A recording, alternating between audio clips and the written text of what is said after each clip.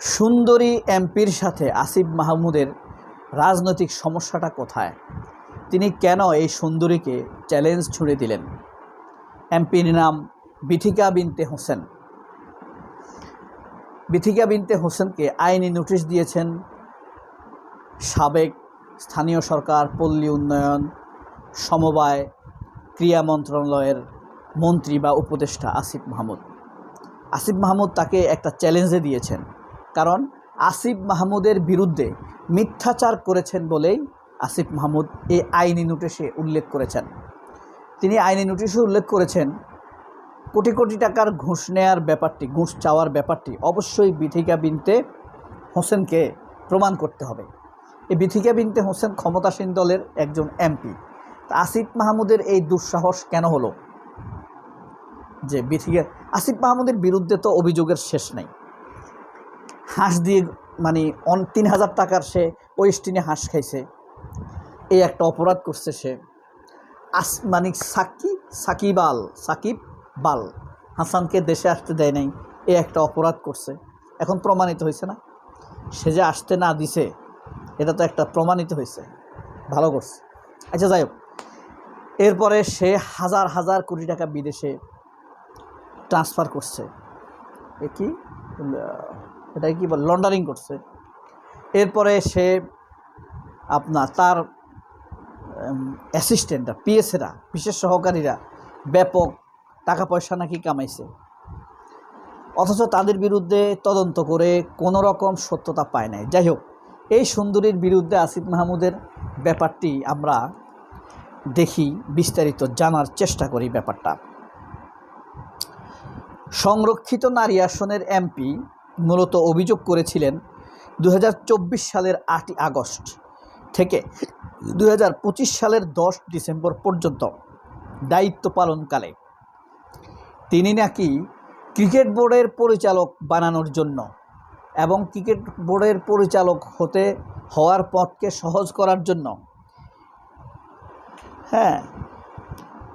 কয়েক কোটি টাকা, 3 কোটি টাকা ঘুষ দাবি করেছেন। এটা ছিল এমপি সাহেবার এই যে এমপি সাহেব, এই এমপি হলো শহীদুল বারী বাবুর ওয়াইফ। শফিউল বারীর বাবু, তার নাম হইল শফিউল হোসেন বারী, ডাক নাম বাবু। তো শফিউল বারী বাবু নামে অধিক লোকে চিনে তাকে। এবং ইলিয়াস হোসেন বলছে না, বিএনপির বা বিশিষ্ট লোকের, এক ক্ষমতাসীন দলের কিছু বিশিষ্ট লোকের ভিডিও আছে, এই দিকে ইঙ্গিত করছে, বুঝতে পারছেন? যাই হোক, সংরক্ষিত নারী আসনের এমপি বিথিকা বিনতে হোসেনকে আইনি নোটিশ পাঠিয়েছেন জাতীয় নাগরিক পার্টির মুখপাত্র আসিফ মাহমুদ সজীব ভুঁইয়া। 7 দিনের মধ্যে অভিযোগের পক্ষে প্রমাণ উপস্থাপন অথবা অভিযোগ প্রত্যাহার করে প্রকাশ্যে ক্ষমা চাওয়ার দাবি জানানো হয়েছে। আসিফ মাহমুদ নোটিশে উল্লেখ করছেন 7 দিনের মধ্যে। বৃহস্পতিবার সুপ্রিম কোর্টের আইনজীবী মোহাম্মদ রফিকুল ইসলাম জনির মাধ্যমে রেজিস্টার্ড ডাকযোগে এই নোটিশ পাঠানো হয়। নোটিশে বলা হয়, আসিফ মাহমুদ সজীব ভুঁইয়া জাতীয় নাগরিক পার্টির মুখপাত্র এবং অন্তর্বর্তী সরকারের সাবেক যুব ও ক্রীড়া উপদেষ্টা হিসেবে 2004 সালের 8 আগস্ট থেকে 2025-এর 10 ডিসেম্বর পর্যন্ত দায়িত্ব পালন করেছেন। তিনি 2024 সালের জুলাই গণ অভ্যুত্থানে গুরুত্বপূর্ণ ভূমিকা পালনকারী একজন নেতা, আমরা তো তা জানি। এটার নোটিশে উল্লেখ করছে, এই কারণে বলতেছি। নোটিশে উল্লেখ করা হয়, সম্প্রতি সম্প্রচারিত অনুষ্ঠানে বিথিকা বিনতে হোসেন অভিযোগ করেন যে বাংলাদেশ ক্রিকেট বোর্ডের পরিচালক হিসেবে তার নিয়োগের বিষয়টি সহজ করতে সংশ্লিষ্ট কিছু ব্যক্তির কাছে থেকে আসিফ মাহমুদ 3 কোটি টাকা নিয়েছেন। অর্থাৎ ক্রিকেট বোর্ডের সদস্য হওয়ার পথকে সহজ করে দিবেন আসিফ মাহমুদ, এই কারণে তাকে 3 কোটি টাকা দিতে হবে, এই মর্মে অভিযোগ করেছেন ওই এমপি। নোটিশে বলা হয়, অভিযোগ প্রকাশের পর 4 আগস্ট আসিফ মাহমুদ পদের প্রতিনিধিরা বিথিকা বিনতে হোসেনের সঙ্গে একাধিকবার যোগাযোগ করে অভিযোগের পক্ষে প্রমাণ, নথি, অডিও, ভিডিও, অন্যান্য তথ্য উপস্থাপনের অনুরোধ জানান। তিনি প্রমাণ রয়েছে বলে দাবি করলেও এখন পর্যন্ত কোনো প্রমাণ উপস্থাপন করতে পারেননি। বিথিকা বিনতে প্রমাণ দিতে এটার একটা রহস্য আছে ভাই, বুঝছেন? রহস্যটা হলো, ওই যে সাংবাদিক ইলিয়াস হোসাইন অভিযোগ করছে, এই বিথিকা বিনতের সাথে অনেকে অনৈতিক সম্পর্ক রেখে তাকে এমপি বানাতে সহযোগিতা করেছে।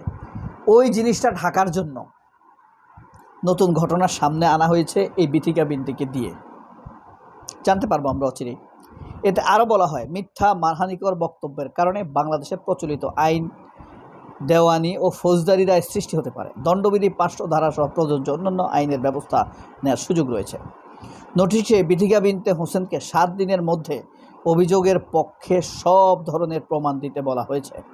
অন্যথায় অভিযোগ প্রত্যাহার করে লিখিতভাবে ক্ষমা চাওয়া এবং একই মাধ্যমে সমান গুরুত্ব দিয়ে তা প্রকাশ করার দাবি জানানো হয়েছে।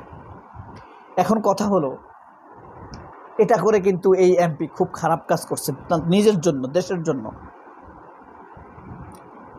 এর কারণ হলো, এ একটা ট্র্যাপে পড়ছে।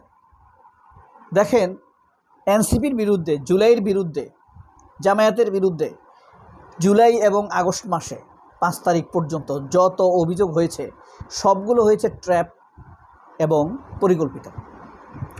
কারণ সবগুলো ঘটনা ঘটানো হয়েছে যেন জুলাই বিপ্লব নিয়ে আলোচনাটা কম হয়। এই যে শেখ হাসিনা 5 তারিখে, 4 তারিখে, 6 তারিখে সংবাদ সম্মেলন ডাকে, জুলাই মাসে বলে সে ডিসেম্বরে ফিরে আসবে, এগুলা কাকতালীয় না। এগুলা বলে ওই যে আলোচনা থেকে জুলাইকে সরিয়ে নিজেকে আলোচনায় আনার জন্য। এগুলো সব একটা পরিকল্পিত সিন্ডিকেটের অংশ, বুঝতে পারছেন?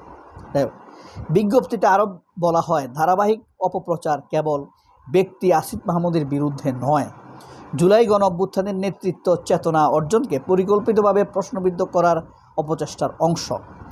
এই যে এটা হলো আসল কথা।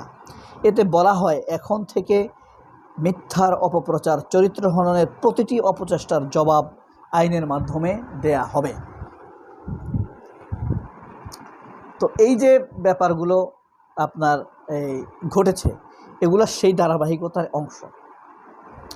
আমি এটা নিয়ে আশঙ্কা প্রকাশ করতেছি, এই এমপি পদ চলে যায় কিনা। আপনি এই ভিডিও দেখে আপনি মনে করেন না আমি আসিফ মাহমুদের পক্ষে। আমি সত্যই বলতে চাই, আসিফ মাহমুদেরও অনেক ভুল আছে না?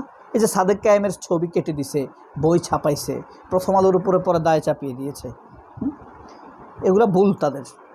তো এখানে সেই বিষয় নয় বলে সেগুলো উল্লেখ করেন। আপনারা মনে করবেন না আমি আবার আসিফ মাহমুদের পক্ষে খুব বেশি করতেছি, তা না। আমি সত্যটাই বলছি, এই বিষয়ে আসিফ মাহমুদের দোষ নেই, অর্থনৈতিকভাবে তার সততা রয়েছে। সবাই অনেক ভালো থাকবেন। আল্লাহ হাফেজ। আসসালামু আলাইকুম।